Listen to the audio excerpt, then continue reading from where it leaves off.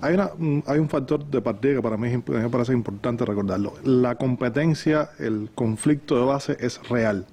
Con Rusia, con China, competencia en el sistema internacional, las grandes potencias tratando unas de reorganizar ese sistema a partir de las nuevas relaciones de poder, de los nuevos balances de poder en ese sistema. Otra, Estados Unidos tratando de mantener esa posición de hegemonía, no solo dominación, sino hegemonía, que hay una diferencia ahí entre esos dos conceptos. Y eso es una realidad que me hace pensar muchas veces que si nosotros excluimos de la definición la versión socialismo contra capitalismo, si la excluimos tenemos un ambiente de guerra fría en todos los demás aspectos. O sea que en realidad pudiéramos estar hablando perfectamente de que hay una guerra fría con minúscula en este caso, no con mayúscula, un solo proceso, que está desarrollándose. Ahora, dentro de esos marcos hay que considerar entonces los aspectos específicos que tienen que ver con esta administración, que tienen que ver con la coyuntura específica en la cual estamos hablando, y ahí tenemos que combinar varios aspectos. Primero,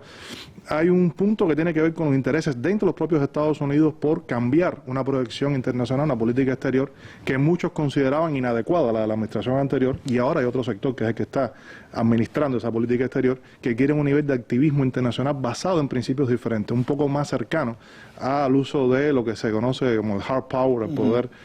duro que venía de la administración Más anterior. a lo Bush, menos a lo Obama. Más a lo Bush, menos a lo Obama, aunque asociarlo específicamente con una u otra figura,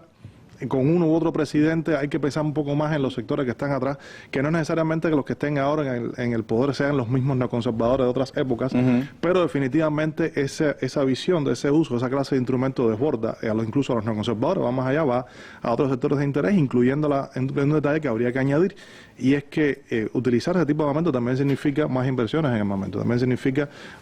beneficiar al sector de la industria militar. A sectores de la industria militar, de lo que en su momento Eisenhower llamó el complejo militar industrial dentro de Estados Unidos, y que son una fuerza muy grande dentro de todo el sistema de toma de decisiones políticas por su capacidad para influir en esas decisiones, particularmente el sistema internacional, porque por supuesto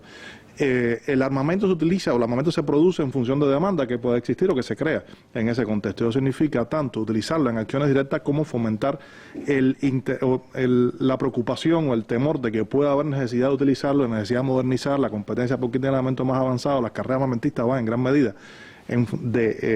medida motivadas por esta clase de factores que se combinan de distintas maneras, y ese es otro factor a añadir aquí. Otro tema tiene que ver con proyectar una imagen más fuerte en escenarios muy concretos que no son necesariamente los escenarios multilaterales, no estamos hablando de zonas de particular sensibilidad en términos geopolíticos, estratégicos, como la península de Corea o Siria, que cuando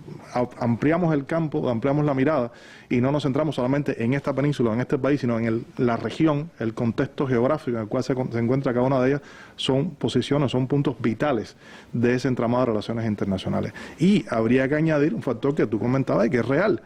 Hay un interés claro por, esto lo hacen todos los gobiernos, por concentrar la atención en aquellos temas que no son, vamos a decirle, problemáticos en primera instancia para la administración de cara a su población, a su opinión pública, a su electorado, que también es parte de este fenómeno. No por gusto, ha habido muchas acusaciones respecto a la mano de Rusia metida en los resultados electorales. Hay investigación, oficialmente una investigación sobre los contactos entre figuras de la campaña e incluso del gabinete de Donald Trump y Rusia.